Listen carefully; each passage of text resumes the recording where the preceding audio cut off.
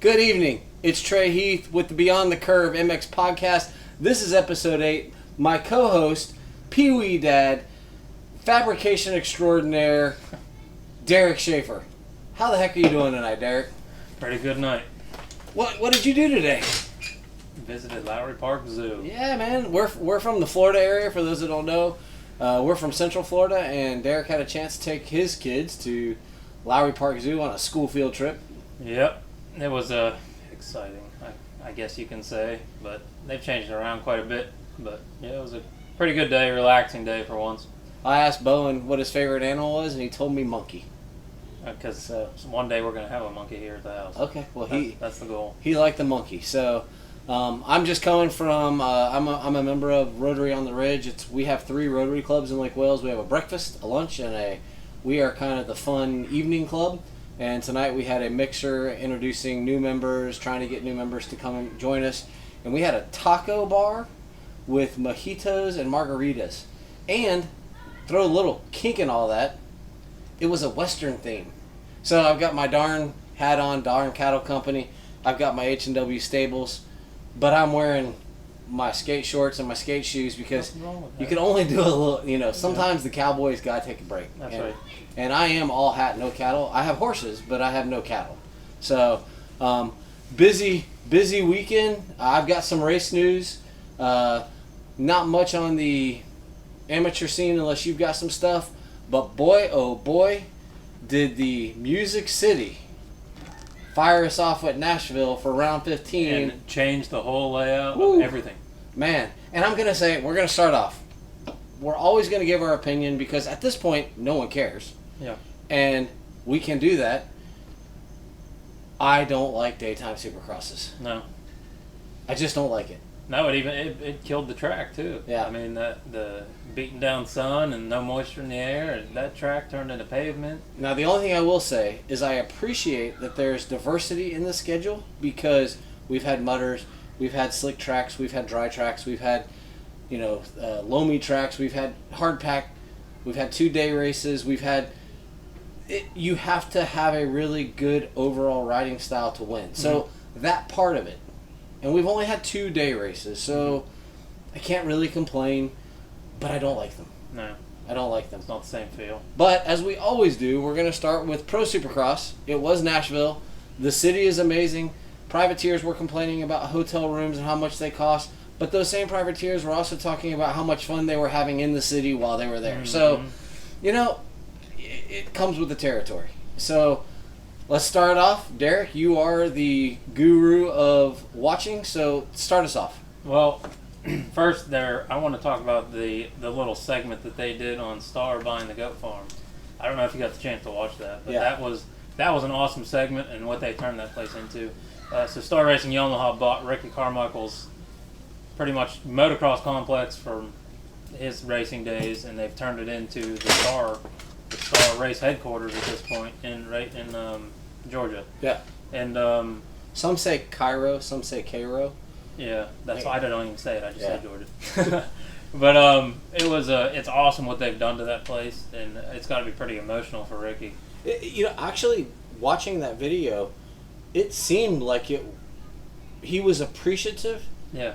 That I'm sure mom and dad cashed out, and I'm sure Ricky cashed out. It's better that some developer didn't come in and level the place. It's still sacred ground for what built him. And the little cabin's still there. Yeah, I mean, and everything. They kept the tracks in the same spot just to, for the memorabilia part of it, and I think that's awesome. And I dig what that Star team's doing, and the amount of bikes that were in that shop though is just mind blowing. That is nuts. But yeah, that was a cool segment. I think that's one of the better segments we've seen this year on. And how about the fact Bubba was back? My first note was Ricky and Bubba again in the booth. How about the fact that the Science of Supercross this week? I was like, was at the Stewart compound. Wait, Jeremy McGrath was 15 minutes from my house, and I totally forgot that he went to Bubba's house to do the podcast. Yeah, and I'm sure they did that Science of Supercross there. I would imagine. But how cool is that to have one of the best whoop riders there was? Him, Reed, Wyndham, Like those, they're Craig. We think of how many of these guys have been to the Stewart Yeah. compound that are 15 minutes from our house. Yeah. At any given point, those guys are up there. But it was awesome. So I feel like that segment on Carmichael, Bubba being in the Science of Supercross, which by the way I know people hate those. It's an advertisement for Kawasaki. Yeah. But guess what? I love the sport, and I thoroughly enjoy those Science of Supercross episodes. They're really good. If you actually are training or learning to ride, I think they would be rather helpful. Well, did you know that Jeff Fox was a physics doctorate and he started Fox? I mean, I didn't know that. That's damn cool. Like, this dude's telling us about whips and the physics behind it, and I'm like, wait, he has his doctor. He started a clothing company. Yeah. And he's got a doctorate. Like, that's cool. Like, I think he made the right move, though. yeah, probably. But I've enjoyed those, and people complain about the advertisements. Well, guess what? Watch any sport. I don't care if you're watching soccer. I know Europe, they don't show advertisements. But Formula One, they don't show advertisements either. But guess what? They pay a lot of money for those, and there's advertisements all throughout the broadcast. Yeah. So whether we're getting it in a segment or we're getting an ad, we're gonna get advertisements. That's how it's paid for. So, but no, I got no problem with that. But yes, to start off, good segments. Don't like daytime races. Go ahead, because my notes for this race are sparse, only because there's just it just wasn't much. I'm not real in depth, but we'll kick off the day. As we go down through this, the whole championship has now changed. We've lost Barsha for the rest of the season with a broken collarbone. We've lost Webb with a concussion for the rest of the season, which totally changed. I mean, at this point, I don't see Tomac going down enough to let Sexton take it. He won't finish outside the top 5. No. But I don't see him losing the championship at all. We'll get into it during the main, but he's riding conservative. He's bigger picture. 250 Heat 1. The big thing, the 2-star Yamaha boys, Deegan and Smith, take 1 and 2. Back at it again. Yeah. Vial doubling on the Red Cross. That kid was riding pretty well too, and I don't know why. It's just a dumb mistake. I mean, Sexton's done it. May I ask a question? Because Michelle, we were watching it last night, and Michelle says, "What do you see when you're out there? Like when you're racing, what do you see?" And I'm like, "Well, one, you got adrenaline. Mm-hmm. 2, you might see it, but it doesn't. You're asking someone that's, we drop this gate, we wave a green flag when you go over the finish line. You better give me everything you have." And then all of a sudden, someone throws this Swiss flag. But my thing is with what he did is he rolled the first 2, then doubled out. Yeah. So you got to roll the whole section. So I don't know what he was thinking, because he clearly seen it, he clearly rolled, and then he doubled out. Yeah. I don't know if it just muscle memory took over, which is very possible. I've been there, done that. You see it, and once that's out of your sight, you're looking forward, and then I don't know. I wasn't there to see it. I mean, I guess I wasn't in the helmet, but. And that's what Michelle was asking. She's like, it seems so obvious when we're watching, but it must be something in the brain, because we've seen it now twice this year. We saw it last year. There's these moments of, oh, I know better, but yeah, you're just racing forward. I mean, yeah, that's the best conclusion that I can come to. I've done things that are stupid, and you look back, or if you watch a video of it, or you're like, why the hell would you ever do that? And foreshadowing, they were probably upset with him, but it didn't really affect him going into the main 2 spots. So yeah, I mean, it wasn't a couple gate picks, but he ended up being the least of their concerns. Yeah. As we get further along. He still qualified. He went through. I mean, it wasn't a big deal, but they made it a big deal. It is a rule breaker, but and it really didn't matter. Yeah. But they got to shine the light on it, and a nice ride for Bloss coming in at 3rd. was a pretty good ride out of him too, and that's really all I got for Heat 1. It was nothing spectacular unless you got anything. Did Deegan at the very last corner? Was he just trying to like leave a message? Because he wasn't going to get to Jordan. Mm-hmm. Great. By the way, great heat for Jordan. They pushed each other, and Jordan held up to the pressure for that 6 minutes plus 1 lap. Yeah. We'll get into Jordan in the main, but Jordan in the heat sustained the pressure from his teammate. And was that just I'm going to put a little pressure, I want to show that I'm trying real hard, Deegan coming in the last corner? Deegan's been doing that a lot. I mean, he does that. It doesn't matter who he's racing, who he's with. He just tries to shove his way in everywhere that he can. I don't know if that's just his riding style, but yeah, he just, it's like he over pushes at times, and I don't know. I think it's just Deegan being Deegan. I think he's trying to make a name for himself. He's already got a name, but I don't. But it seems like all the racing that he does is push and shove, or he'll slingshot out of a straightaway into a turn that he knows he's not going to pass on, but he still tries to shove his bike in there, and I don't know. It's hard to tell. He's a 17-year-old kid. And I wonder, you said he's trying to make a name for himself when he already has a name for himself. I wonder if he is 17. Mm-hmm. I'm going to be 18 soon.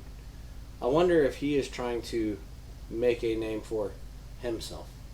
Because instead of a Deegan, he wants to be and I wonder if that's just like, hey, we don't know. We're just speculating and throwing things out. But let's go ahead and hit Heat 2, because all I have for the heats, I kind of had notes in my head, but really all I wrote, and it's apparent, Jordan and Deegan were up front.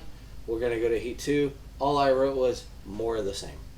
Because we go to Heat 2, and what happened in Heat 2? I mean, we got Max Anstey came out with a boost of confidence. You could tell off the gate he just shot out of there. And I seen that coming. I think that's what he needed. He's a talented rider as it is, but that win, I think, gave him a massive boost. And I was happy to see him jump off the gate like that. Obviously, Hunter took him, but Max didn't let up. I mean, he stayed on him within like 2 seconds the whole time. So it was a really good ride. That's all I've really got for that heat. Those two pretty much made the whole race. Where did Shimoda think he was going to go in that corner? All that, I don't know. Because, like, Anstey's on the inside. Yeah. And Shimoda hit that donut block that they have. I don't know what it is, but just shot forward. Yeah. Yeah, I don't know. I mean, you're out of real estate. I don't know if he's just trying to make a comeback. Maybe he's seen something we couldn't see. It's camera angles, but maybe there was a tight enough spot and they moved over just a little bit and we didn't see it. But I don't know where he planned on going. If the angle that we seen was the angle that he was seeing, and that the only outcome was the outcome that happened. So I have two things. One of them moto related. One not related to that heat. One I'll say related. What was? Oh no, never mind. No, that's right. No, it's not right. I'll get to that in the 450s. So it's not motor related. Sorry, my note's in the wrong spot. I was sitting there watching the heat, and you had Hunter Lawrence, you had Anstey, you had Shimoda, and they show all of them. Mm-hmm. You have no idea, looking at Shimoda when he's sitting on the line, that he's a Japanese dude. You literally cannot tell that he is Japanese. You cannot tell that Anstey's this buff dude with blonde hair. You can't tell, you really can't tell who these guys are. One, that's a bad thing, but two, the diversification of what these riders are when they take their helmets off. Yeah, it's mind-blowing. You can either like the human, or you can just like the rider, and it can be two separate things. Yeah. Because you cannot see who they are. And for some reason, last night, I noticed it. The only thing that you can tell on these riders is the big dudes. Like the tall, the guys that tower over the bikes. And those guys struggle in motocross. I mean, there's still some tall guys that are good. Yeah. I mean, Weston Pike, of all people, he was a big dude. Benny Bloss. Yeah, Benny Bloss, he's still out there. But you watch some of these taller riders and they just look awkward on the bike. Their bike movements have to be so subtle because they shift too much weight. And I mean, Sexton deals with a lot of that. He's taller, and any little bit of, an inch forward to him versus an inch forward to like a Ricky Carmichael or a Bubba Stewart is massive. And I think we talked in a couple podcasts back that I think that's what a lot of his issue is those movements is he'll push himself too far forward and then all his weight's on the front because he's just so there's so much upper weight, so he's like top heavy, so he leans forward and the bike goes with him. Where these taller guys or these shorter guys, I'm pretty average height, but I'm a smaller guy. My movements don't matter as much as a guy that's got a taller stature than me. So, that's the only difference that I can see on a bike. My wife Brianna will be like, I can't even tell who's who. Yeah. If you can't, especially in the mud race, like the mud race, I could tell. I've been watching it so long. I mean, these guys so well that I can tell who's who. But she gets to the point where she's like, I don't know who's who. I'm like, You can't, and until they take that helmet off, or the number, or the bike, or because I'll watch Race Day Live or whatever. You can tell what bike they're running, and so on and so forth. But these guys that don't watch it all the time, or the guys and girls that don't watch it all the time, you really have no idea. And I have an additional comment on that when we get into the LCQ, because I honestly thought there was a girl in the race. These guys in their long hair. Yeah, and it was blonde locks of flowing. But so 250s, nothing major. Jordan Smith wins a heat. Hunter wins a heat, which pretty much solidifies him for the championship. Deegan finishes second. Anstey finishes second. Shimoda rally, I think he ended up getting third in his blows. So, like, the heats just were kind of what we expect. Yeah. So, we danced to 450. What do we got in 450? 450 Heat 1 turned into a show. And the biggest show to me, a lot of people I guarantee didn't notice this, but the show to me was before Webb wrecked. Okay? So, we jump off the gate, Tomac comes out there, Webb smacks Tomac. And I don't know if you noticed this or if anybody else noticed this, Tomac took the entire whoop section staring at Webb. I didn't notice it. You need to go back and watch it. And I noticed that the entire time live. I'm like, are you kidding me? So Tomac goes through that entire whoop section and he is staring right at Webb from hitting him. And which, by the way, how about Webb just destroying those? That's not Webb's forte. No. And he went through there like a ball. And like we talked before this. Okay, so we get through the whoops, and the next turn is where he washes his front end out, and then AC comes up and plows him in the back of the head, which was a nasty hit. I figured he broke his neck. A lot of these guys don't wear neck braces. I preferably like neck braces. I'm still walking because of a neck brace, back in 2013, but I haven't worn one recently. But anyway, that doesn't matter. I thought because of the neck brace, he snapped forward so hard, I figured he at least snapped a vertebrae. But I'm glad to see he only came out with a concussion. But I think Webb was pushing too hard, way too hard. I don't know if he was just fired up, because Webb doesn't do whoops like that. Yeah. Webb doesn't hit Tomac because he knows that's not a smart idea. And then for him to push so hard and then wash his front end out like that, you could tell the limits were way exceeded. Well, I want to jump on that for a second, because watching multiple times through the whoops, all night, heats, there were guys that I told Michelle, I said, someone's gonna nose wheelie into these whoops, because they're clipping, and they're not getting the back tire down. Yeah. And you noticed someone, was it Anstey? Anstey did it. That's where Hunter got him, the top of the whoops. Yeah. Well, Anstey, he doubled into it and then got on top of him. Yeah. Which was really cool, but Hunter got him because of it. I don't know that he meant to do that, but those whoops were more Supercross whoops to me. Like, they were fast. They were a lot. I think they were half the size of the typical whoops that we've seen this year, which is good. But if they were clipping the end, getting into that corner and stopping, you could go up to the top. The problem was, if you got too high, It was powdery. Yep. Well, what happened to Cooper? He got up top, and he just washed the front end. Yeah. And we're all thinking, okay, he fell. Dude, poor AC. I mean, poor AC. Yeah, you know he felt bad. Because he hit him in the back, and he just railroaded his head. It's not his fault at all. There was nowhere he could have went coming out of that turn. No. Period. Any correction, he would have hit somebody else. So he might have saved Webb, but he would have ended up on the ground, and the poor kid just came back. I mean, I hit one of my friends racing one time in the woods at the start. Mm-hmm. It's devastating. It's devastating, and we weren't going that fast. Yeah, I've been run over. I've been hit. And it like when you hit somebody that you know, and these guys know one another. Yeah. When you hit somebody you know, you're like, oh, yeah. man.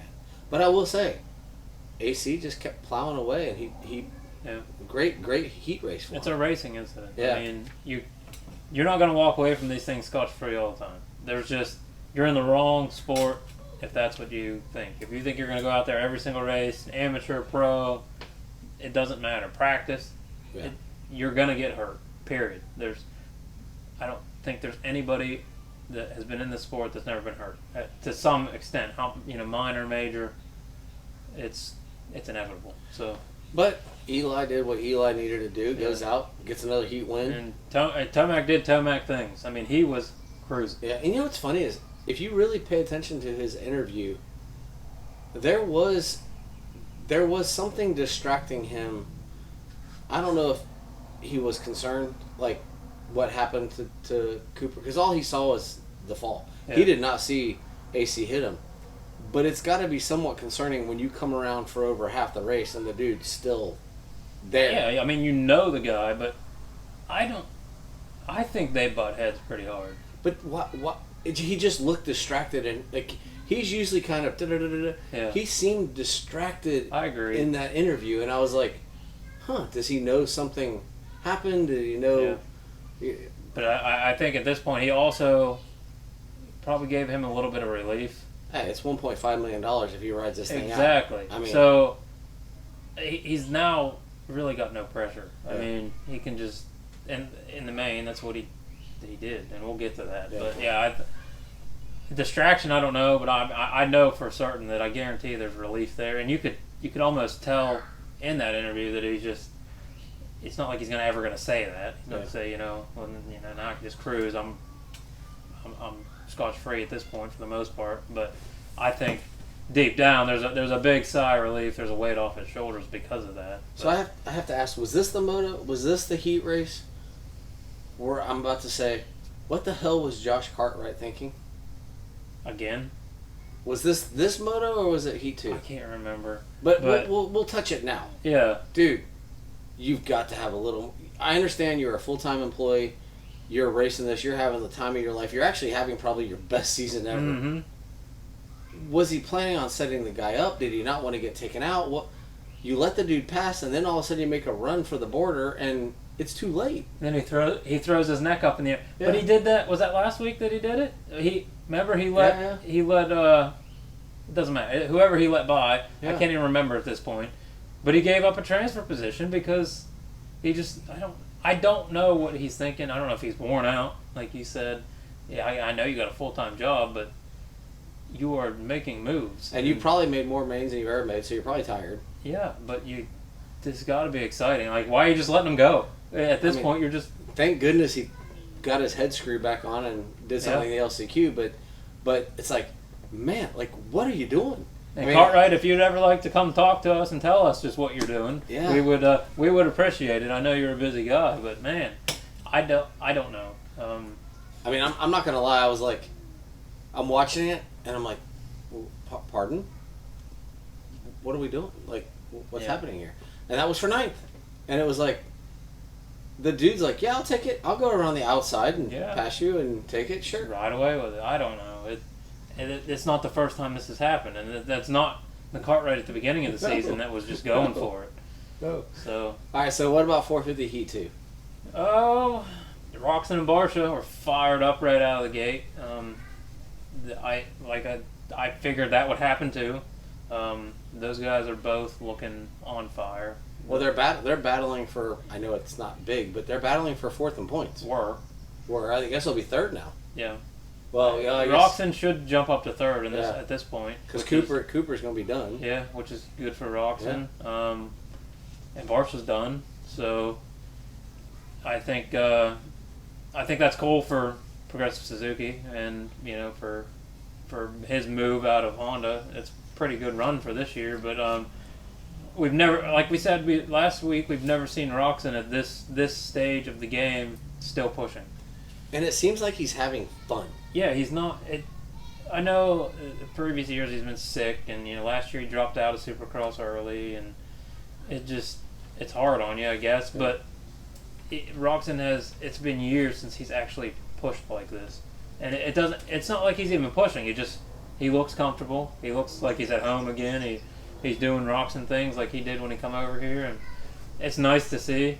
It was nice to see Barcia.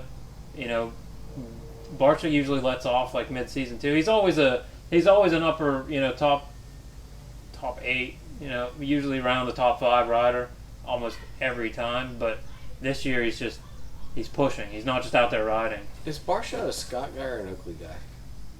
I don't know. What the hell are those sunglasses? Those are. I mean, that's the thing. Oakley makes those. I mean, they all make them at this point, but I think Oakley started that. But I see those things all the time, and I get like advertisements for those specific glasses, and I'm like, no, those ain't going on my head. And I can't remember. I know for a long time Barcia was a Scott guy, but I can't remember. I know Tomac is an Oakley guy, and some of the stuff they put him in, like, dude, your goggles are awesome. Yeah. I am not, and they make really nice sunglasses. Mm-hmm. What is up with those styles? That's a bar. I think Barcia made those things famous though, because he's always been into that. Yeah. All their style is strange. Yeah, but it's not for me. I'd never wear pants that. Well, I got a belly, but I'd never wear pants that tight. I can't.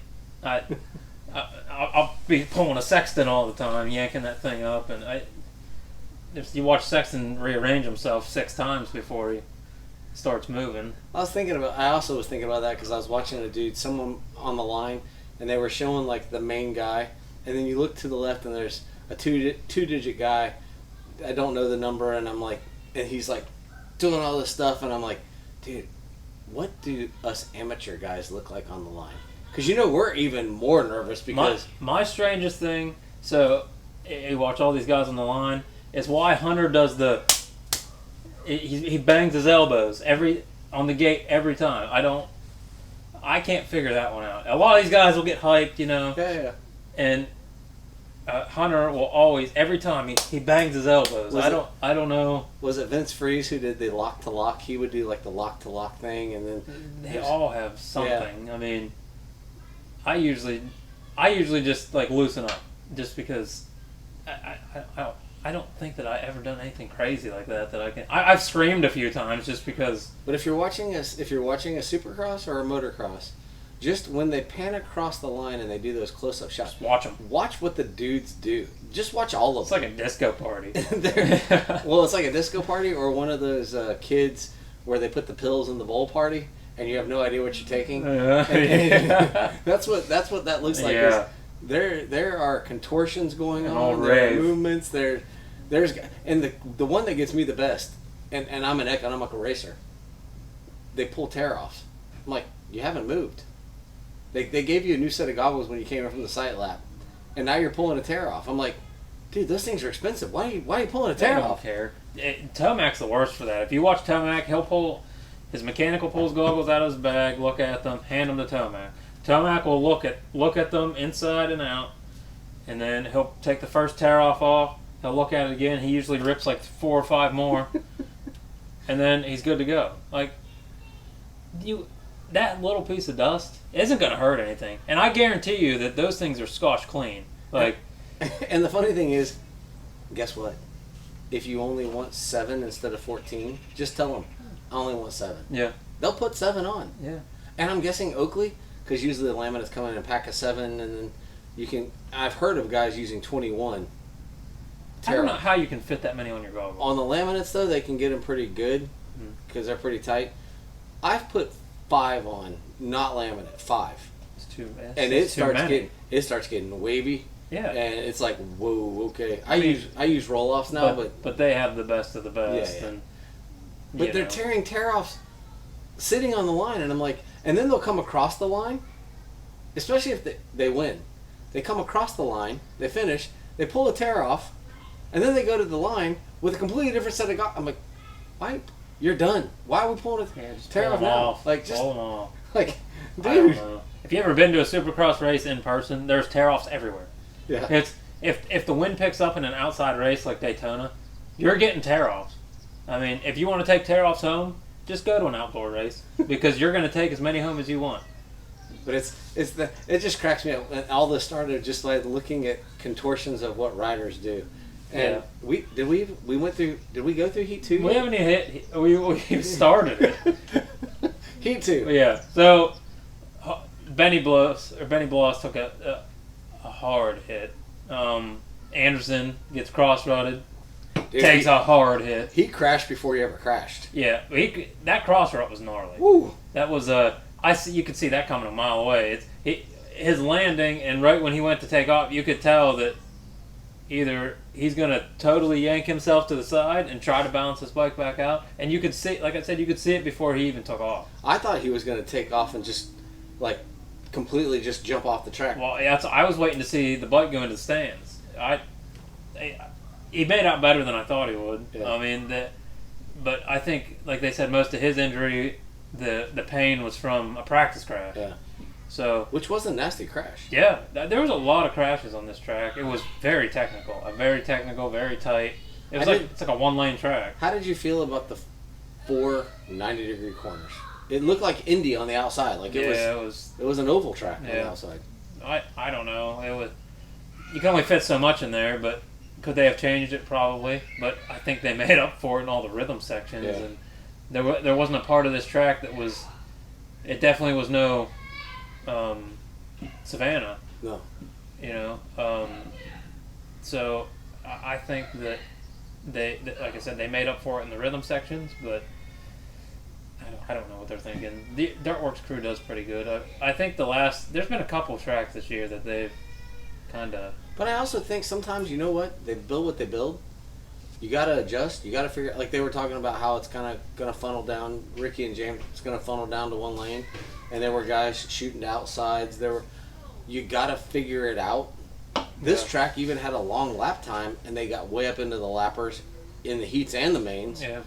While we're talking about privateers kind of struggling and succeeding, Benny had his big crash.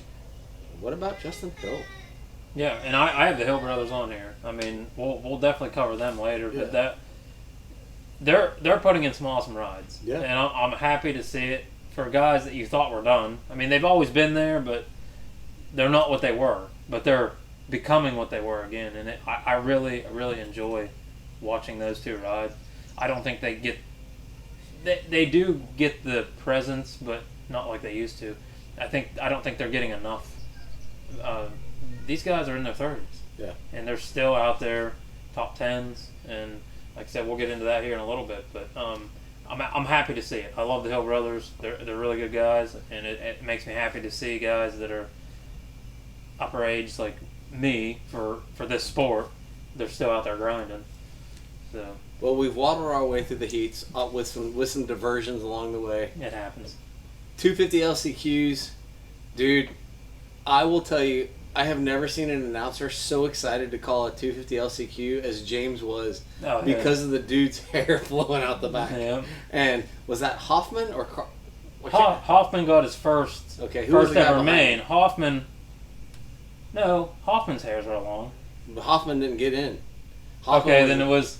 I don't think Cartwright's hair is not long. No, it wasn't. Cartwright's 450, but whoever was in front of Hoffman. For some reason, I'm thinking we're talking 450. Hoffman is right behind him. Yes. Yeah, you're right. I thought I have the name in my head and I can't spit it out. I know who he is. Holy cow! Because he wasn't a big guy. He and I was like, man, I cannot believe they haven't talked about this woman in the 250 LCQ that's like on the verge of qualifying. Yeah. And all you see is Hoffman, and I'm like, dude, this is amazing. Like, this is and then Bubba got into it, and Bubba was pumped for this LCQ, and listening to them talk, and it's funny. You either make that top 4, or you sit in the rider section and watch the main. Yeah. And they talked about getting back on the highway and heading to the next race. But all those guys, they're going to watch it. They're going to hang out. They're going to watch. They're not going anywhere. They're at least going to be packing up. They'll be there the whole time. I mean, but how cool is it? The excitement. They didn't really show first, second, third.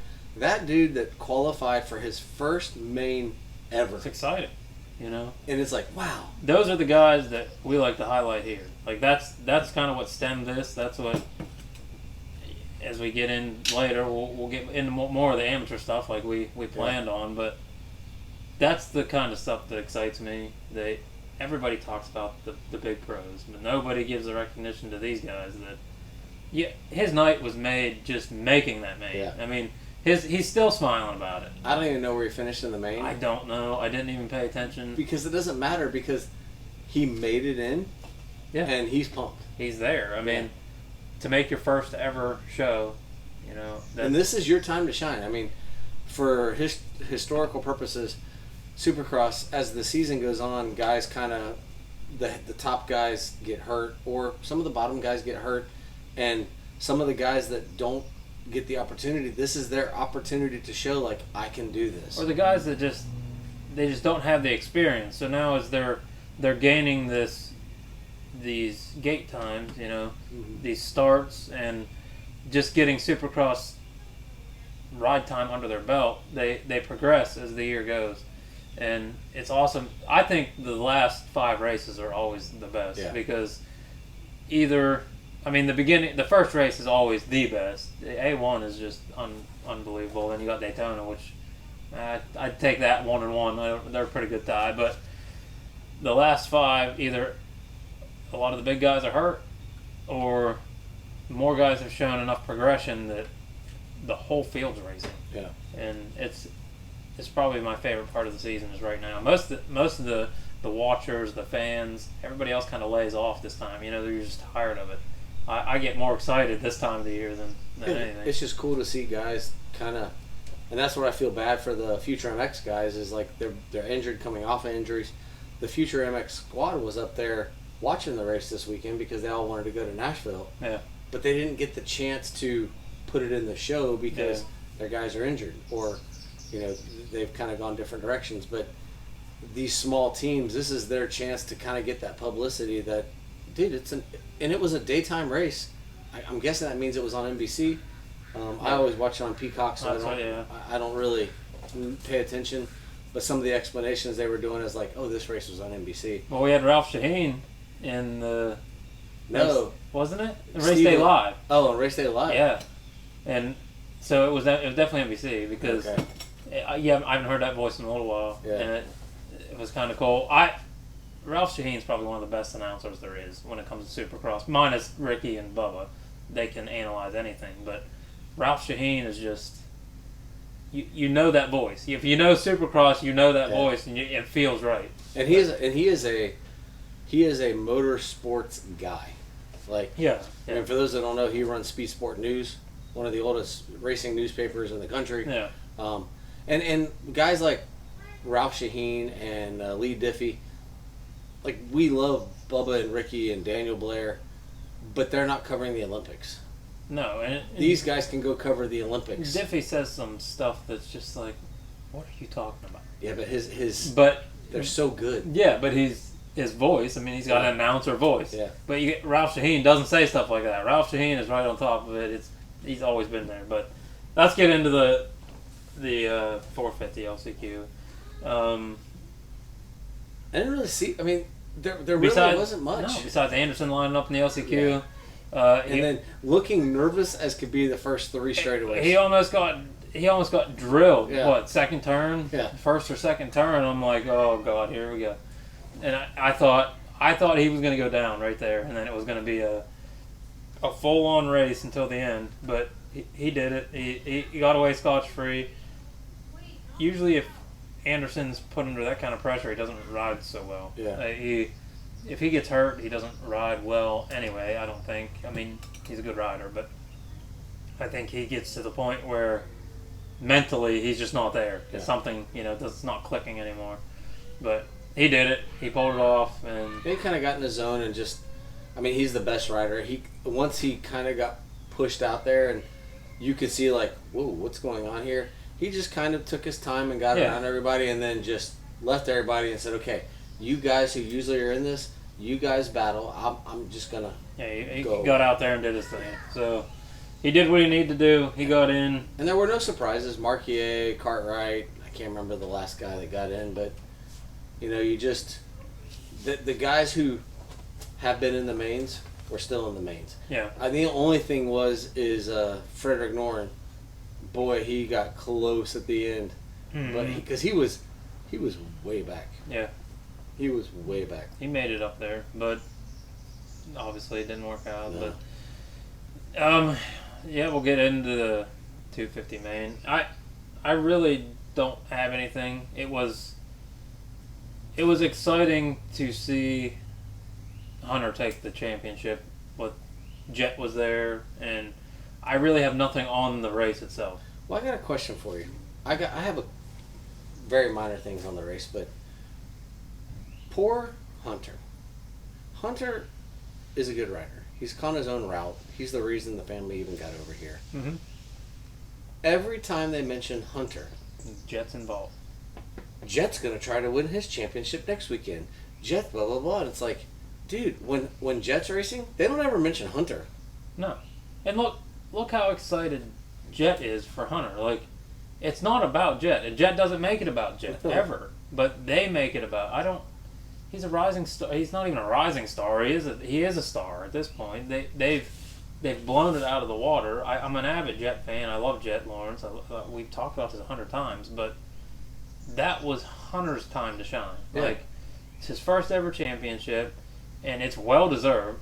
The kid put in an awesome ride this year. After looking at his stats, what he did to what he's become, dude, he's done it. Yeah, he has made a championship out of himself, or a champion out of himself, and it's well deserved. Like I said, nothing's handed to any of these guys, but it's not like all the good riders wrecked out, or he won that thing fair and square. He battled his way through everything. He's overcome wrecks and made it back up to the top, and he deserved every bit of it. But I do agree with it should have been Hunter's day, not Jet's day.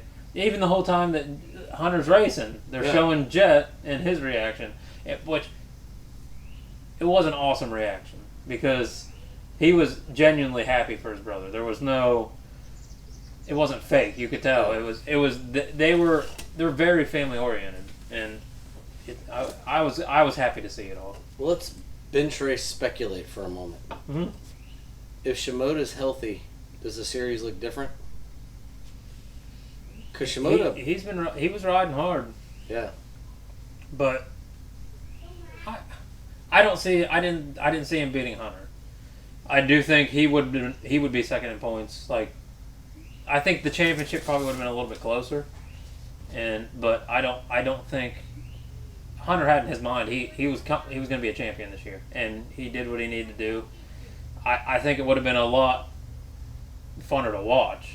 We'll put it that way, but I don't think it would have changed the outcome. Second speculation. The Supercross, motocross, right now, forget that there's these wonderful 450 guys. We have this thing called Jet and Deegan. Jet's gone. He next week, or 2 weeks from now, he's done with 250s. Are we going to get a Jet Deegan battle when they're both in their prime in the 450s to satisfy this insatiable desire that the media seems to have for these two? I don't know. I have no idea. Do we even think Deegan's going to make it to 450s? I think next year, Deegan's already, he showed massive progression. I don't know what's in the Deegan future. It's hard to tell. Obviously I don't see him going anywhere. I mean, this is what he wants to do. This is what he wants. But I don't know. I can't answer. I don't know. I don't know. I think because amazingly they're the only two that exist.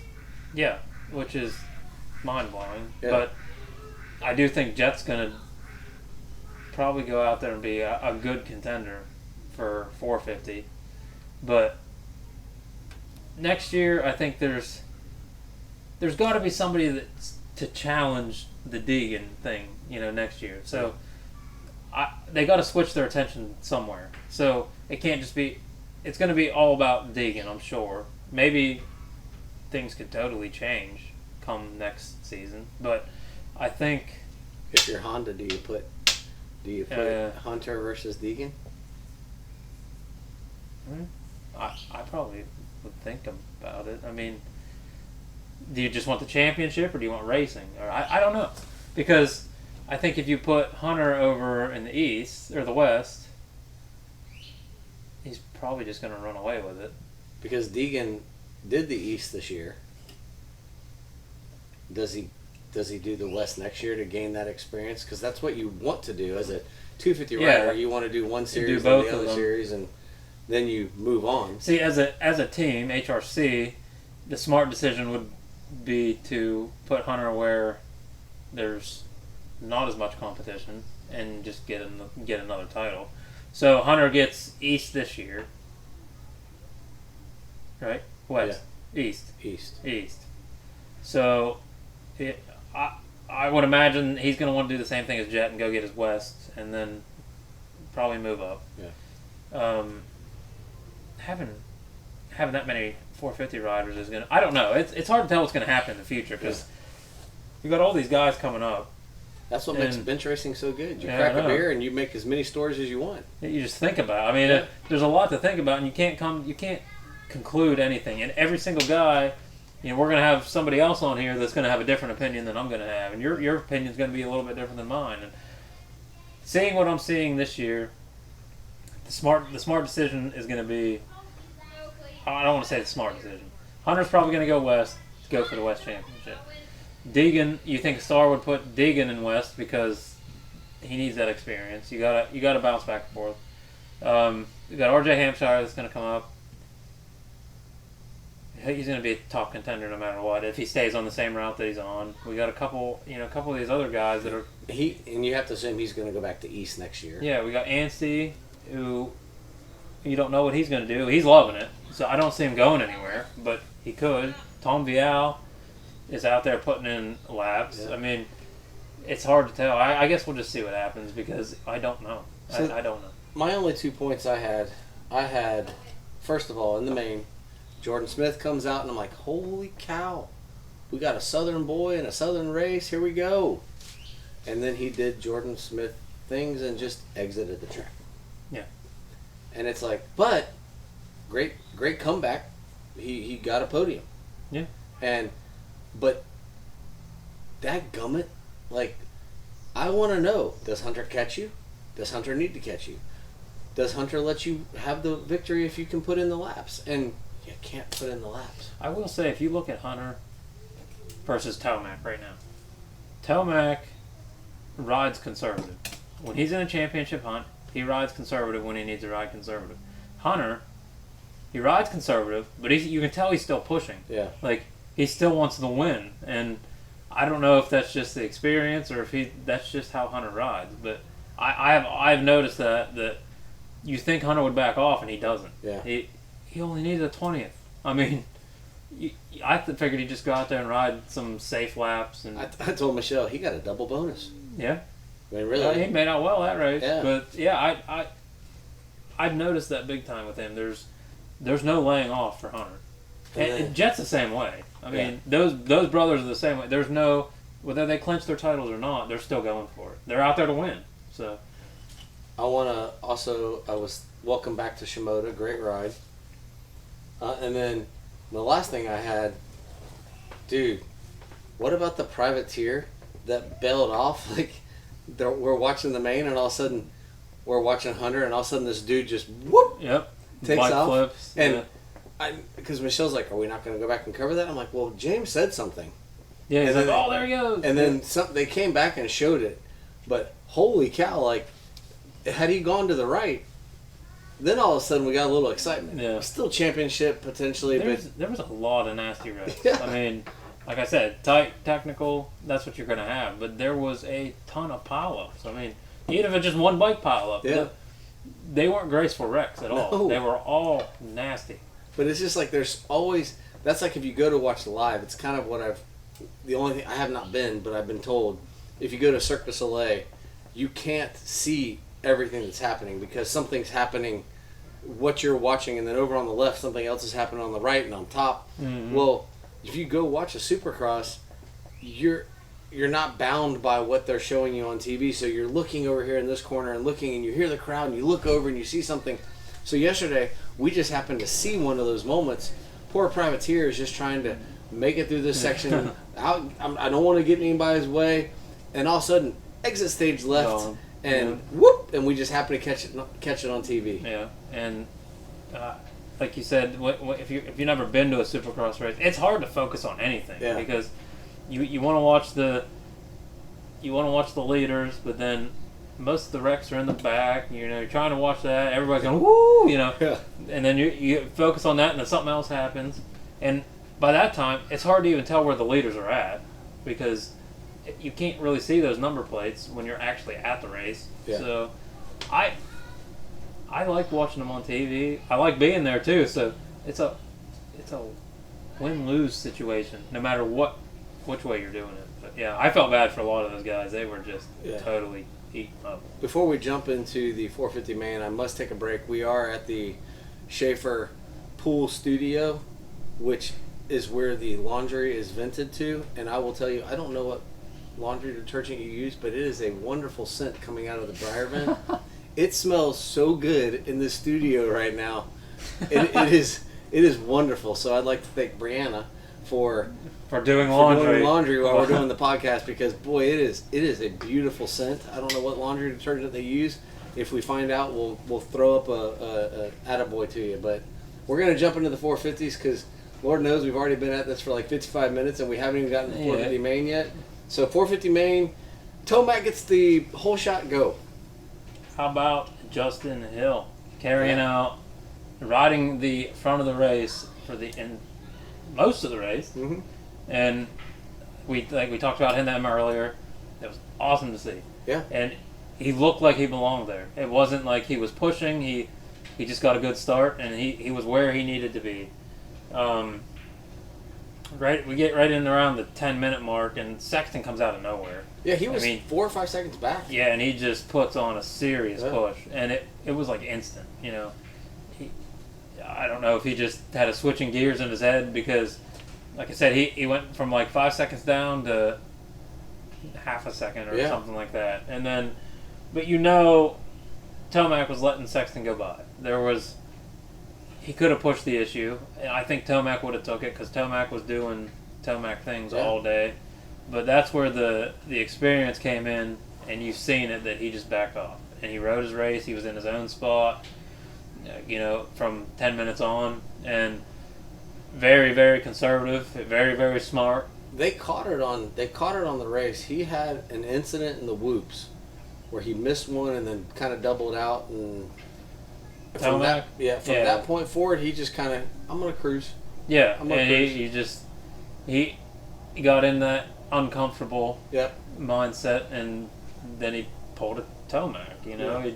When he's not comfortable, he doesn't push the limits. And wouldn't it be nice to be that good that when you're uncomfortable, you finish second? Yeah. I mean, it would be great. It would be awesome to be uncomfortable and just be like, hey, you know what? I've got a 20-second lead on third. Yeah. I'm just gonna cruise it. Or my neck hurts. I got a fourth today. Yeah. Yeah. I can't even move my head, but I'll take a fifth. Yeah. Top 5 in the world. It must be amazing to be that good that you just cruise. But yeah, congrats. And I'm gonna give this. We've been hard on Sexton for the amazing front end debacle he's had. Mm-hmm. He got a lead. He pulled a lead. He maintained a lead on a track that was nasty, and he rode and won. And he's figuring it out. And I watched the ride all day long, last weekend, this weekend. And like I said earlier, I don't see him leaning out over the bike like he did. At the beginning of the season, it's like he's staring at his front fender all the time. And I'm not seeing that anymore. Yeah. And I'm not a professional Supercross racer by any means, but I truthfully think that his weight it's been pushed forward too far, too long. Yeah. And I think he's finally figured out his tall body position and how to maintain it, and obviously it's working. So whatever he's doing is working. But I noticed the subtle movements that he's made on the bike, and he's still flowy, but he's not leaned up anymore, and he's finally doing what he needs to do. The note I have on Tomac is basically he's in full management mode. There was 3 rounds left. There's now 2 rounds left. He's got a big lead. I think he sees the demise of the competition. I don't think he fears Kenny. I think he's like, dude, there's no way I'm finishing less than 4th if I just ride management mode. He cannot catch me on points no matter how hard. As long as I finish in the top 5 the next 2 races, I got another chance. I think if he wins and or top 5 the next race, it's pretty much wrapped up at that point. And depending on where Sexton finishes, but he's what? What's Sexton down now? 21? No, it's 8. He moved up. 18, He moved up. 18, I think. Because he won. But still, that's... So if Tomac wins next week and Sexton even gets a second, we're still going to be... That'll put Sexton or Tomac another 2 up. 3. 21. 3. Yeah. Yeah, so...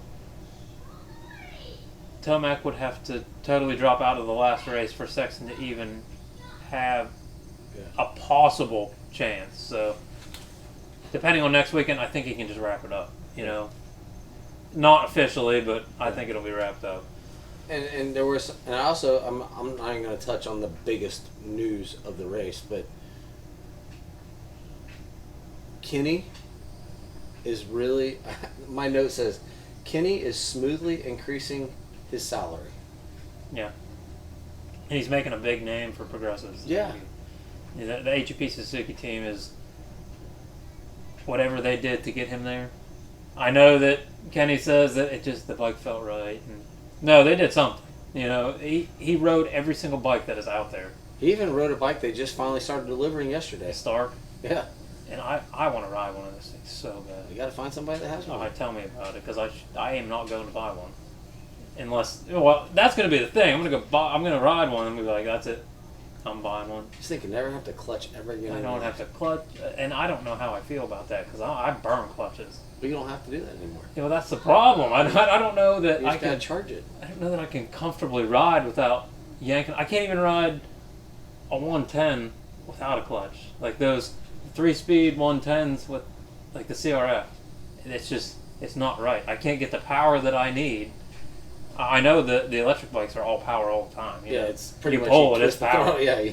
So I guess maybe you get used to it, but I do want to ride one. Speaking of power, I popped a wheelie this weekend, and my wife caught it, and she's like, "Holy shit!" But it was not on purpose. It was out of your comfort zone. Yeah, exactly. But so I had Kenny, Tomac, great rides by Colt Nichols, great ride by Chisholm. Great ride by the Hill. Justin, you wanted to touch on Josh. Yeah, well, both the Hill brothers finished top 10. Yeah. It was awesome to see. Barsha breaks his collarbone, which was a nasty hit. That Dragon's back. When Barsha can't hold on to a bike, you know the track's nasty. Because that guy can throw a bike in any which direction and bring it back. Even if he lands off the track totally sideways, he usually saves it. Did we say thank God he already signed his contract extension? I don't think. I think with the ride that he's been putting in, I don't think there was much to worry about. Now they're screwed for outdoors. Yeah. But do you think they find somebody? A fill-in? Yeah. I think it'd be smart because the team is 250 riders. Yeah. I don't know what their contract is. I don't even know if they can do that because I think Barsha's pretty much taken over the team, you know, as far as riders go. But if they allow it, I think it'd be smart to bring in some kind of fill-in rider. I don't know who it would be though. I mean, I guess what AJE they do gas, I think, and there's some others, but within that, and everybody's like, oh, just fill in. But a lot of these privateer guys, they have contracts. Like they actually have contracts. It's not just that easy just to go hop on a bike. Yeah, just because they're a privateer doesn't. Yeah. I mean, they still have title sponsors. Yeah. Every single one of them. You know, they're still bound by sponsorships. They're still. I mean, in all honesty, I think like Kevin Moran's great ride again. Like, Yeah. what about someone like him? He's on the KTM family. What about someone like him? Like, dude, give him some plane tickets, let him go. Because the team's going to be there regardless. Yeah. So it's not like a privateer team where like Future MX where their riders are hurt, they're done. Yeah. You know, the Troy Lee Designs Gas is going to be there. They're going to have 250 riders there, but their 450 is just going to be sitting there. Or maybe do they just add a third 250 guy? It's hard to tell. Maybe they'll pull one of these privateers in and sign him. Yeah. It could just be an outdoors contract, but those guys would be thrilled to have that. But is Barsha, is he done for full? Or I know he's going to miss the next two, but I don't know his past injuries with collarbones. But a lot of those guys, if they can get it plated, they can get back. He could be back by 2 or 3 rounds. 6 week point. Yeah. And he'll come back. It's Barsha. I've experience-wise, I've broken one twice and the other one 3 times. I'm plated. I'm screwed on my left side, and it holds it together a lot better. It hurts for a lot longer, in my opinion. It just aches longer because running screws into your bones is. But it's worse if you get the screws out. So then, like, I have 10 screws, and at one point in time I was going to get them all pulled, just because you can feel the heads on all of them. And they're right against the skin. But when you pull them, then all those holes have to close. And they tell you that during that time, if you even bump it, you'll crack it the whole way across. So I think it's better to get it plated, screwed. It depends on how bad he broke it. But I'll have to ask my daughter. I think he'll be back. And I'll have to ask my daughter about the screws. She has her in the tib. She can feel one, and because she has a titanium plate or rod in her tib, and she can feel her screws, but like she's gotten to the point she's just used to them. That's how, yeah. And so she's like, I'm not taking them out. When we're down here in the heat, it's half the reason we moved down here is my bones, and we hate the cold. But when like your body would constrict because of the cold weather, I had a lot of issues with muscles getting stuck on my plate, and my veins would get stuck on my plate. You know, and if when your skin tightens up when you're cold, I always had issues with things getting stuck. I haven't, knock on wood, since we've come here, I haven't had any major issues, aches, pains, which is normal with what my body's endured. But I'd say Barsh is back in 6 weeks. I think they might find a fill-in rider for the first couple, just couple, to give somebody an opportunity to fill it in. Yeah. I don't know. The Troy Lee, the Gas team is, they're kind of strange about that stuff. You don't see that with them. Yeah. So I'm anxious to see what happens. I guess a lot of it depends on. I don't know if Troy cares because that's the main sponsor. But does Red Bull have in their contract? Yeah, and Red Bull's very rider. They stick with their riders. Yeah. You know, even like Roxon, for example. Yeah. Red Bull sticks with Roxon no matter what, even if they're not part of the Suzuki team or. Ooh, that's a great tie-in. You got Red Bull, you got Monster, you got Rockstar. Auto racing has kind of embraced this Black Rifle Coffee Company. Yeah. Do we see that coming into motocross? They were there. Black Rifle was in AJ, motocross. Was that with AJ? Who rode for them? It's been a few years back now, because Travis Pastrana is the Black Rifle Coffee. Yeah. But they had a Black Rifle Coffee team, and I can't even remember who rode it. That was probably 4 years ago now. Okay. But they had a team at one point, and it just didn't take off because those guys drink coffee. Well, I'm trying to think what race we were at, because they always have their coffee is awesome looking. Like I love their bags. I love what they do. You know, if you don't know Black Rifle Coffee, look them up because they donate to, you know, they're all for vets, and they're an awesome company. I love what they do.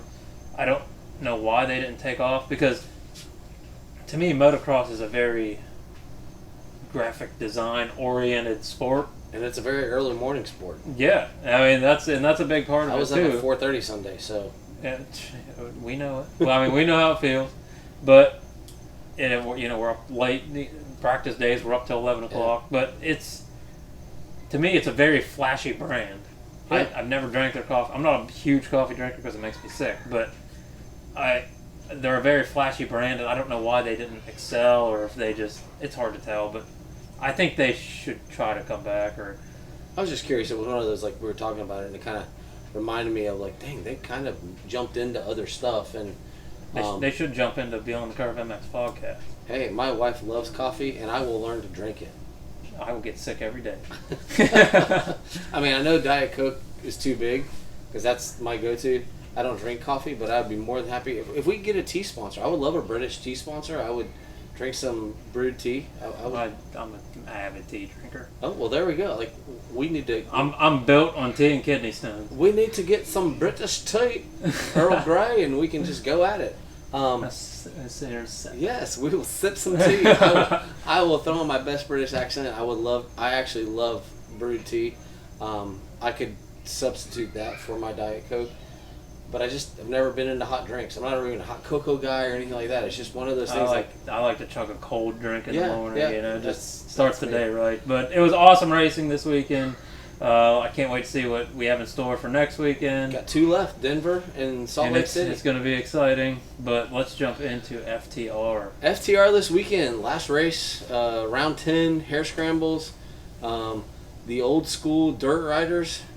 They host their race at a place called The Farm. It's a watermelon farm / cattle ranch, and I will tell you, when my GoPro comes up, we are less than 2 miles into the course, and there are cattle right there, all over the place. Right there. Now they got them moved, but we came through the cattle on the first lap. I even yell out a moo to one of them.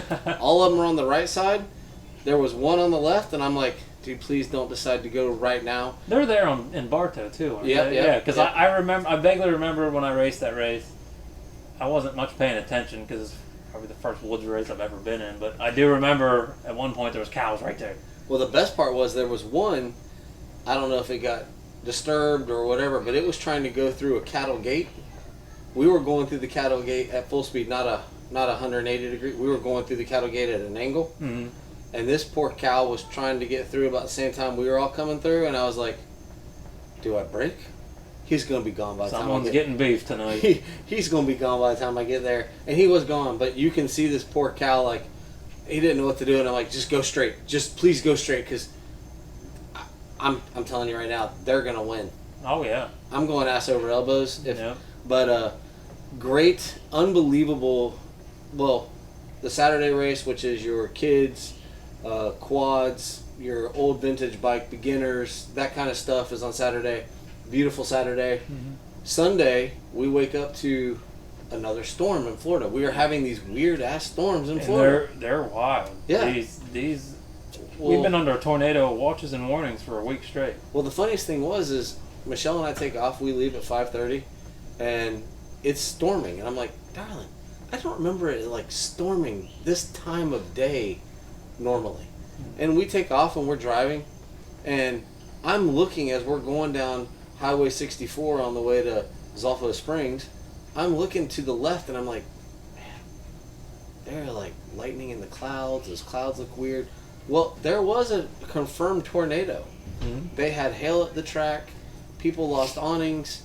There was lightning. There was tornado warnings. There was high wind. The winds were high all day, which is the weirdest thing experienced. Side note, I have never been pushed by the wind doing 38 miles per hour, and literally you would stand up and the wind would start moving you, and I'm like, wow, these winds are really strong. I will tell you on that note, when I was younger, we had this practice track that we go to, and they had like this massive step-up finish line jump, is what you call it. It's practice track, so there's no finish line, but that's what they would use it as. And I pulled a massive whip, and we had winds like that day, and they pushed me forward, and I couldn't bring it back because the wind was pushing so hard, and I bailed midair. I mean, we're 50 feet in the air on this jump. It's huge. And I remember that as a kid because I just tuck and roll, and I was cut from ankles to face with a helmet on, and that was probably one of the gnarliest crashes I've ever been in. But the wind it's uncontrollable, unpredictable, uncontrollable, and it's hard to ride in those conditions. It was kind of cool because like you'd be heading one direction, so like you were following somebody, and you'd be like, okay, I'm gonna go to the left because the wind was blowing everything to the right. So you're like, I'll follow this way. Then you go around a corner and then Will would have shifted, or you had shifted, and so you're like, okay, I got to go to the right, and the wind's going this way. But honestly, what they do with this property, they postpone the races they postponed practice by 30 minutes. So the whole day was backed up by 30 minutes. Only 30 minutes. They had to re-arrow all 10 miles, re-silt fence the areas that needed to be silt fenced, re-ribbon stuff. The track was amazing. By the end of the race, the fields were dusty. Mm-hmm. The mud, everything was accessible. I mean, the track was, the creek crossings, we crossed the creek twice. I've got a funny story about that. I went there with the purpose of, I'm really trying to work on my balance heading into corners, flowing through corners more. Didn't care about my finish. Of course, you're a competitor, so you always care about your finish. But that's all I cared about. I was just trying to get seat time before the Rich Loam Enduro coming up, and I haven't raced since March. And I was like, yeah, I got to get a race under my belt. So go down there. The track held up beautifully. The OSDR group in the FTR, everybody critiques everybody. I will tell you, they did an outstanding job. And for the strip of property that have, you can go on my Facebook page, and I have the satellite view. I've seen it, yeah. They put 10 miles in that. Mm-hmm. And it just takes some, as I told my sister. There's a lot of looping and turning. It takes some ingenuity and some desire to put in the work. We had fields, we had palmettos, we had clay. There were random rocks in this pasture. Mm-hmm. There was 2 creek crossings. There was slippery mud. There was sand. There were woods. All in this little strip. So, like, the diversification of a piece of property, they did an amazing job, and they put on one hell of a race. I'm having a great race. I'm battling some arm issues. Yes, some people say arm pump. It's not arm pump. It's not arm pump. I'm having hand issues and different things. I've had that for a while. I've been battling it, and sometimes it'll go away, and this weekend it reared its ugly head. And I fought through it. I had actually got to the end of the first lap, and I'm like, I'm satisfied. I really worked on what I want to work on. I'm going to bail. And I got to the finish line, and I was like, okay, let's go. So I started the second lap. And I finished the second lap, and my wife was standing at the finish line with our dog, and she's like, come on, you're doing great. And I was like, well, I can't quit now. Yep. I'll go for the third lap. Third lap, crossed the creek the first time, getting to the muddy sections. I was having a blast because I was sliding through corners. I was actually feeling good. Had clawed my way up. I had gone 14th, 13th. I had clawed my way up to 10th. When we come to the last creek crossing, there was a dude in front of me who was just getting up on the ridge after he crossed the creek. And I'm like, I see a line. The mud is solid, so all I have to do is just get across this creek. So I was thinking about already being across the creek, and I missed the main line by 3 inches. That's all it takes. Main line, maybe hub level water. 3 inches to the right, 4 feet of water. Me, the bike, boots, me. There's nothing more panicky than your bike submerging in water. And I've never had a bike with so many electronics. I have a 2021 YZF FX 250. I had a 250 two-stroke that you kick-started. So now I'm thinking, water's down the pipe, water's on my electronics. I am rushing. I go in the water. By the way, the water felt amazing. It was cool. It was flowing. It was wonderful. So I got a funny story on that too, but we'll finish this. So I get the bike up real quick, and it's in second gear, and I'm trying to crank it, and it won't crank. And I'm like, oh, God, I've killed the bike. But I can't sit on the bike because I can put my left foot over here, but there's a massive drop off over here, so I can't balance to shift gears. So I'm now putting the bike in neutral with my hand. As soon as I put it in neutral, it cranks up. I'm like, okay. But I can't shift gears, so I reach over, I walk around the bike, get on the bike, shift it into first with my right hand while I'm holding the clutch with my left hand, and just take off. And I'm like, okay, I've got about 3.5 miles to the finish. If the bike's running, it'll dry out. It'll be fine. Honestly, the bike ran fine. They're so watertight that I'm hoping. The bike ran fine. We got home. I cranked it up, everything. So I finished. I ended up finishing 12th. I'm fine. I'm cool with that. Great race. I had a good time. Actually, that was the only incident I had. I had a great race. We finish. This dude comes over, and they were all making fun of me because I don't run practice because I do enduros mostly. Excuse me. I do enduros, so we don't have practice. So I've started doing hair scrambles. There's no practice. I want to go blind and see and learn. Well, they were all making fun of me before the race because a lot of them went out for practice, and they're like, dude, you must not practice very much. Your bike's completely clean. And I'm like, oh, I don't do practice, blah, blah. I come in, and the guy's like, man, your bike's not that bad. And I said, well, I decided to cool off in the creek, joking. And he goes, oh, man, I had that same idea. I was thinking, I'm just going to set my bike against a tree, and I'm going to go get in the water. I am so tired. I'm like, no, I didn't do it on purpose. He's like, oh, you fell? And I'm like, oh, yeah, I fell in the creek. And he's like, oh, I was thinking about just stopping and cooling off. This guy literally wanted to stop his race to like cool off in the creek. But congratulations to the OSDR. Congratulations to FTR. Thank you to the farm. Your piece of property, it's amazing what they can do with that piece of property. And honestly, it was amazing that our single track, we had run certain sections, but so much of it was brand new. They do a great job of just adding trail. But no, so, yep, I'm done now until I think May 21st is the Richland Enduro. And then June 11th is the last national Enduro of the season. And then it becomes tear down, clean up, get ready for the National Enduro, because that's all I'm doing next year is the National Enduro Series. So I think there'll be some races just to get seat time, because I'm a terrible practicer. I don't like going. I'd rather go race. So I'm going to try to hit some races just to get seat time. But have been putting in time at the house, the Heath compound, and been doing a couple hours there. But yeah, FTR wrapped up the hair scramble series, and then there's two enduros left. There's the Richland, and then there's the National in Georgia, which is also part of the FTR Enduro Series. So there's 2 races left, and then they'll go celebrate at the banquet. And which is, if you ever get a chance and you're part of FTR, go to the banquet. It's a great weekend. They have it at nice hotels. They have a good meal. They do all the awards. It's a chance for your little kid to get up and get trophies and plaques and stickers. And but yeah, so FTR weekend, great weekend. I don't really know much other amateur racing. There was some stuff going on, but nothing. I think the Boss Series race this weekend up at Echinacony in Georgia. Yeah, there was quite a few races. I know a few of the guys went from FTR to maybe the Spring Series. I don't know. We had a birthday party, so yeah, I didn't get much time to pay attention to anything this weekend besides buying bikes and. Well, we got 2 episodes left. For those that don't know, Derek and I, we wanted to start this. We wanted to get 10 episodes in to prove that we could do this on a weekly basis.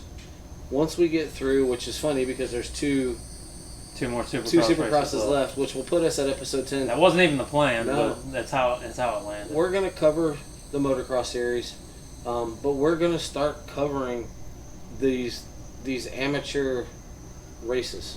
Yeah, I think so we get pretty into Supercross right now. I think the pro motocross series is just going to be like a brief touch of kind of what we're doing with amateurs right now. Yeah. But our main focus is the amateurs, especially here in Florida, because they don't get the recognition they need. We're not quite there yet, but we plan to be, and give these guys some recognition and help out with what they don't get. And hopefully within the next episode or 2 we can get a couple interviewees on here. We got a couple lined up. So I've got a couple small business people lined up that don't have anything to do with motocross on the business side of our podcast, and then you've got some amateur stuff and people that are either parents or have businesses that support, and those are all going to be on this platform podcast wise. So I'm looking forward to, as we move forward, I'm just excited. Like, it's kind of fun. We've done this 8 weeks in a row. Whether it's rain, storm, kids in hospitals. Haven't had our toy hauler studio in a month. But I actually kind of like this. It may be a little tough in the dead of summer, but this is not bad. And Derek and I are learning our cadences, and we're even potentially going to start doing this earlier on a Monday so that my wife can get the editing done and get it out earlier. So we're working as we go. But it's been fun, and as my personal race season kind of slows down and I've sunset one of my businesses so that I can focus more on other stuff. We look forward to it. We're not going anywhere, and we would love feedback. Like if you want to be an ass about it, that's fine too. We don't really care. We're not going to stop. Positives and negatives are the best way to. Yeah, we're not going to stop. But if you have something anything. positive, we'd love to hear that. If you have something negative, why am I holding my microphone? Because I don't like the way I sound when it's sitting on the table. So that's why I hold it. But you know, we're going to adjust as we go. And I don't know. It's just one of those things. Like it's fun. It's fun to talk about this, and I can't wait to go sit. We'll just say Dade City. I can't wait to go sit at Dade City and take notes on people. I have no idea who they are, and write a story about that, or tell a story about that, and talk to some of the parents and see if we can get them on video or audio so that we can put them in the podcast. Actually, one of the ladies that I do mortgage business with, her son races, and they're doing the what's the series? I4MX series this year. They've done Dade City. They're doing I4MX. Her son trains with Cole Bradford. That's awesome. And I was like, I want to go watch him train one day. She's like, yeah, you can do it. So I might go to the farm? No, what are they? They're at the farm. The farm. Quite a bit. The farm and the farm are two different places. Yeah. The farm is an actual farm that I raced at.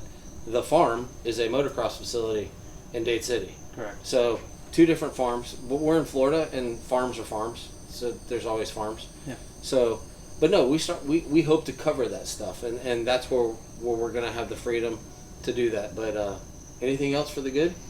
That should be it. Lots to come in store pretty soon, and hopefully in the next upcoming weeks, maybe even the next week, we can have somebody else on here to enjoy the talk. Well, here's the deal: we have 4 headphones and 4 microphones. We can have people visiting us, and guess what? Soon. We can also go visit people. We know how to set this stuff up real quick, like so. On behalf of Derek Schaefer of DBS Fabrication and Handyman Services, and Trey Heath with Michelle and Trey Real Estate, and I guess H&W Stables tonight, I want to thank you all. And Derek, thank you. And guess what? Denver next week. It's going to be a good one. And we'll see you then. We'll wrap it up. Bye-bye, everybody.